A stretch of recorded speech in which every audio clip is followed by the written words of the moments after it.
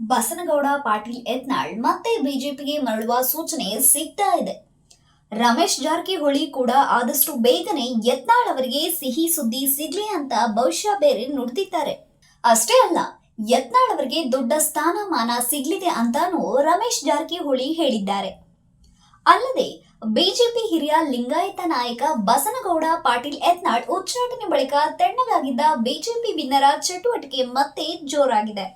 ಕೇಂದ್ರ ಗೃಹ ಸಚಿವ ಅಮಿತ್ ಶಾ ಬೆಂಗಳೂರಿಗೆ ಭೇಟಿ ನೀಡಿ ಹೋದ ಬೆನ್ನಲ್ಲೇ ಕರ್ನಾಟಕ ಬಿಜೆಪಿಯಲ್ಲಿ ಹಲವು ಮಹತ್ವದ ಬೆಳವಣಿಗೆಗಳು ನಡೆಯುತ್ತಿವೆ. ಯಡಿಯೂರಪ್ಪ ಮತ್ತೆ ಸಕ್ರಿಯ ರಾಜಕೀಯದಲ್ಲಿ ಆಕ್ಟಿವ್ ಆದ ಬೆನ್ನಲ್ಲೇ ಬೆಂಗಳೂರಿನ ಬಂಡಾಯ ನಾಯಕರ ಸಭೆ ನಡೆದಿದೆ. ಈ ನಡುವೆ ಬಿಜೆಪಿ ನಾಯಕತ್ವದ ಬದಲಾವಣೆ ಬಗ್ಗೆ ಚರ್ಚೆ ಮತ್ತು ಮುನ್ನೆಲೆಗೆ ಬಂದಿದೆ. ಬಿಜೆಪಿ ರಾಜ್ಯಾಧ್ಯಕ್ಷ ಬದಲಾವಣೆ ಆಗ್ಲೇಬೇಕು ಅಂತ ಯತ್ನಾಳ್ ಬಣ ಪಟ್ಟು ಹಿಡಿದಿದೆ. ವಿಜಯೇಂದ್ರ ರಾಜ್ಯಾಧ್ಯಕ್ಷರಾಗಿ ಮುಂದುವರೆದ್ರೆ ಹೊಸ ಪಕ್ಷದ ಬಗ್ಗೆ ಗಂಭೀರ ಚಿಂತನೆ ನಡೆಸುವುದಾಗಿ ಯತ್ನಾಳ್ ಹೇಳಿದ್ದಾರೆ. ಅಷ್ಟೇ ಅಲ್ಲ, ಬಿಜೆಪಿ ರಾಜ್ಯಾಧ್ಯಕ್ಷ ಸ್ಥಾನದಿಂದ ಬಿವೈ ವಿಜಯೇಂದ್ರನನ್ನು ಕೆಳಗಿಳಿಸಿದರೆ 1 ವಾರದಲ್ಲಿ ಸಾಯುತ್ತೀನಿ ಅಂತ ಮಾಜಿ ಸಿಎಂ ಬಿಎಸ್ ಯಡಿಯೂರಪ್ಪ ಹೇಳಿದ್ದಾರೆ. ಅವರ ಸಾವಿನಿಂದ ರಾಜ್ಯಕ್ಕೆ ಒಳ್ಳೆಯದಾಗುತ್ತದೆ ಎಂದಾದ್ರೆ ಸಾಯ್ಲಿ, ನಮ್ಮ ಕೈಗೆ ಬಿಜೆಪಿ ಸಾರಥ್ಯವನ್ನು ಕೊಡಿ, ಬಿಜೆಪಿಯನ್ನು ನಮ್ಮ ಕೈಯಲ್ಲಿ ಕೊಟ್ರೆ 150 ಸೀಟು ತರ್ತೀವಿ ಅಂತ ಬಿಜೆಪಿಯಿಂದ ಉಚ್ಚಾಟನೆಗೊಂಡಿರುವ ಶಾಸಕ ಬಸನಗೌಡ ಪಾಟೀಲ್ ಯತ್ನಾಳ್ ಮತ್ತೆ ಹೊಸ ಬಾಂಬ್ ಹಾಕಿದ್ದಾರೆ. ಮೊನ್ನೆ ಅಮಿತ್ ಶಾ ಅವರು ಬಂದಾಗ ಯಡಿಯೂರಪ್ಪನವರಿಗೆ ನಿಮ್ಮ ಮಗ ಪಕ್ಷದ ರಾಜ್ಯಾಧ್ಯಕ್ಷನಾಗಿ ಮುಂದುವರಿಯಲು ನಾಲಾಯಕು ಅಂತ ಹೇಳಿದ್ದಾರೆ. ಅದಕ್ಕೆ ಯಡಿಯೂರಪ್ಪ ಅವನನ್ನೇನಾದರೂ ಅಧ್ಯಕ್ಷ ಸ್ಥಾನದಿಂದ ಕೆಳಗಿಳಿಸಿದರೆ ನಾನು ಸತ್ತು ಹೋಗುತ್ತೇನೆ ಅಂತ ಹೇಳಿದ್ದಾರೆ. ಅಂದ್ರೆ ಇವರ ಸಾವು ಬದುಕಿಗೆ ಪಕ್ಷ ಮತ್ತು ರಾಜ್ಯದ ಭವಿಷ್ಯವನ್ನು ಬಲಿ ಕೊಡಬೇಕೆ ಅಂತ ಯತ್ನಾಳ್ ಪ್ರಶ್ನಿಸಿದ್ದಾರೆ.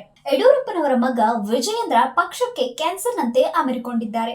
ಅವರನ್ನು ಉಚ್ಚಾಟಿಸಿದರೆ ಪಕ್ಷ ಉದ್ಧಾರವಾಗುತ್ತದೆ ಅಂತ ಶಾಸಕ ಬಸನಗೌಡ ಪಾಟೀಲ್ ಯತ್ನಾಳ್ ತಮ್ಮ ಎಂದಿನ ಶೈಲಿಯಲ್ಲೇ ವಾಗ್ದಾಳಿ ನಡೆಸಿದ್ದಾರೆ.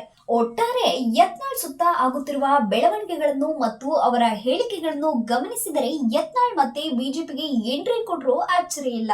ಕೇಂದ್ರ ಗೃಹ ಸಚಿವ ಅಮಿತ್ ಶಾ ಬೆಂಗಳೂರಿಗೆ ಭೇಟಿ ನೀಡಿ ಮರಳಿದ ಬೆನ್ನಲ್ಲೇ ರಾಜ್ಯ ಬಿಜೆಪಿಯಲ್ಲಿ ರಾಜಕೀಯ ಚಟುವಟಿಕೆಗಳು ಬಿರುಸುಗೊಂಡಿದ್ದು, ರಾಜ್ಯಾಧ್ಯಕ್ಷರ ಬದಲಾವಣೆಯಾಗುವ ಸಾಧ್ಯತೆ ಇದೆ ಎಂದು ಹೇಳಲಾಗಿದೆ. ಬಿಜೆಪಿ ಹೈಕಮಾಂಡ್ ರಾಜ್ಯಾಧ್ಯಕ್ಷರ ನೇಮಕಾತಿ ಕುರಿತು ಶೀಘ್ರದಲ್ಲೇ ತೀರ್ಮಾನವನ್ನು ಪ್ರಕಟಿಸುವ ನಿರೀಕ್ಷೆ ಇದೆ ಅಂತ ಪಕ್ಷದ ಮೂಲಗಳು ತಿಳಿಸಿವೆ. ಈ ನಡುವೆ ಮಾಜಿ ಸಿಎಂ ಬಿಎಸ್ ಯಡಿಯೂರಪ್ಪ ಪೂರ್ಣ ಪ್ರಮಾಣದಲ್ಲಿ ಸಕ್ರಿಯರಾಗಿದ್ದಾರೆ. ರಾಜ್ಯ ಬಿಜೆಪಿ ಕಚೇರಿಗೆ ನಿತ್ಯ ಭೇಟಿ ನೀಡುತ್ತಿರುವ ಅವರು ಸರಣಿ ಸಭೆಗಳನ್ನು ನಡೆಸುತ್ತಿದ್ದಾರೆ. ರಾಜ್ಯ ಪ್ರವಾಸಕ್ಕೂ ಯಡಿಯೂರಪ್ಪ ಮುಂದಾಗಿದ್ದಾರೆ. ಮತ್ತೊಂದು ಕಡೆ ನನಗೆ ಬಿಜೆಪಿಯ ಬಹುತೇಕ ಶಾಸಕರ ಬೆಂಬಲವಿದೆ ಅಂತ ಹೊಸ ಬಾಂಬ್ ಸಿಡಿಸಿರುವ ಯತ್ನಾಳ್ ಬಿಜೆಪಿ ರಾಜ್ಯಾಧ್ಯಕ್ಷ ಬದಲಾವಣೆ ಆಗ್ಲೇಬೇಕು ಎಂದಿದ್ದಾರೆ. ವಿಜಯೇಂದ್ರ ವಿರುದ್ಧ ಏಕವಚನದಲ್ಲಿ ವಾಗ್ದಾಳಿ ನಡೆಸಿರುವ ಯತ್ನಾಳ್ ಅವನು ಒಬ್ಬ ಅಯೋಗ್ಯ, ವಿಜಯೇಂದ್ರನನ್ನು ಮೊದಲು ಅಧ್ಯಕ್ಷ ಸ್ಥಾನದಿಂದ ಕೆಳಗೆ ಇಳಿಸಿ ಅಂತ ಕಿಡಿಕಾರಿದ್ದಾರೆ. ಇನ್ನೊಂದು ಹೆಜ್ಜೆ ಮುಂದೆ ಹೋಗಿ ನಾನು ಸಿಎಂ ಆಗ್ತೇನೆ ಅಂತ ಬಸನಗೌಡ ಪಾಟೀಲ್ ಯತ್ನಾಳ್ ಹೇಳಿಕೊಂಡಿದ್ದಾರೆ. ನನ್ನದು ಏಕಾಂಗಿ ಹೋರಾಟ, ಏಕಾಂಗಿಯಾಗಿ ಸಿಎಂ ಆಗ್ತೇನೆ. ಇದು ಹೊಸ ಪಕ್ಷದಿಂದ ಆಗಬಹುದು, ಬಿಜೆಪಿ ಬೆಂಬಲದಿಂದಲೂ ಸಿಎಂ ಆಗಬಹುದು.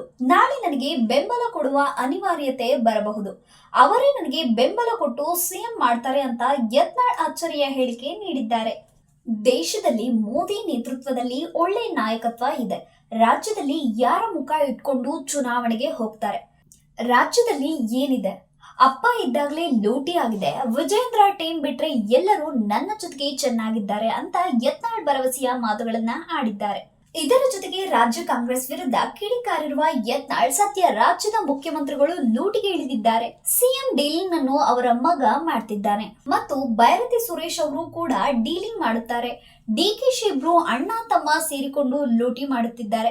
ಸರ್ಕಾರ ಯಾವಾಗ ಹೋಗುತ್ತೆ ಗೊತ್ತಿಲ್ಲ, ಅಷ್ಟರಲ್ಲಿ ನಾವು ಹಣ ಮಾಡಿಕೊಂಡು ಪಾರಾಗಬೇಕು ಅಂತ ಎಲ್ಲಾ ಮಂತ್ರಿಗಳಿಗೂ ಲೂಟಿ ಮಾಡುತ್ತಿದ್ದಾರೆ ಎಂದು ಆರೋಪಿಸಿದ್ದಾರೆ.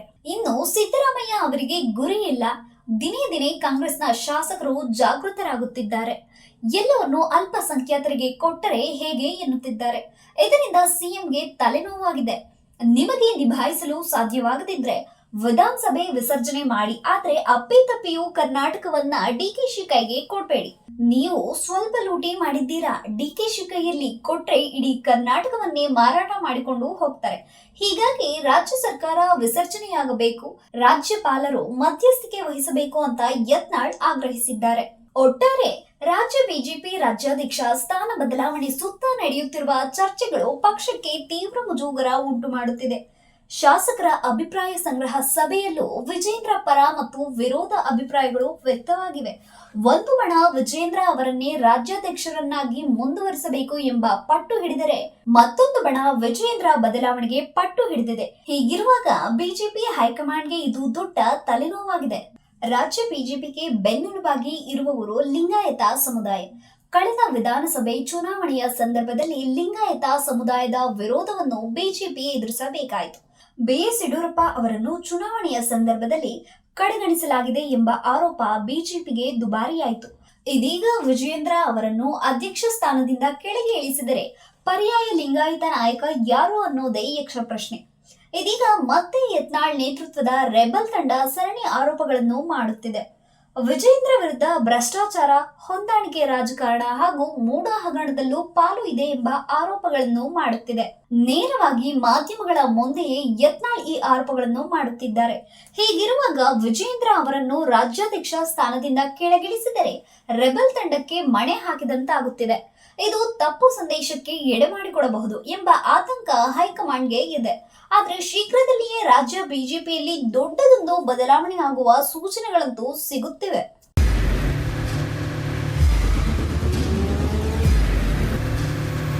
ಪ್ರಜಾಮಾರ್ಗ ನ್ಯೂಸ್, ಇದು ಜನಸಾಮಾನ್ಯರ ಧ್ವನಿ. ನಮಸ್ಕಾರ. ನೀವು ನೋಡ್ತಾ ಇದ್ದೀರಾ ಪ್ರಜಾಮಾರ್ಗ ನ್ಯೂಸ್. ರಾಷ್ಟ್ರದ ರಾಜ್ಯದ ರಾಜಕೀಯದ ಬಗ್ಗೆ ಹೆಚ್ಚಿನ ಸಿನಿಮಾ ಅಪ್ಡೇಟ್ಗಳಿಗಾಗಿ ಫಸ್ಟ್ ಲೈಕ್ ಮಾಡಿ, ಸಬ್ಸ್ಕ್ರೈಬ್ ಆಗಿ, ಹಾಗೆ ಫಾಲೋ ಕೂಡ ಮಾಡಬೇಕು.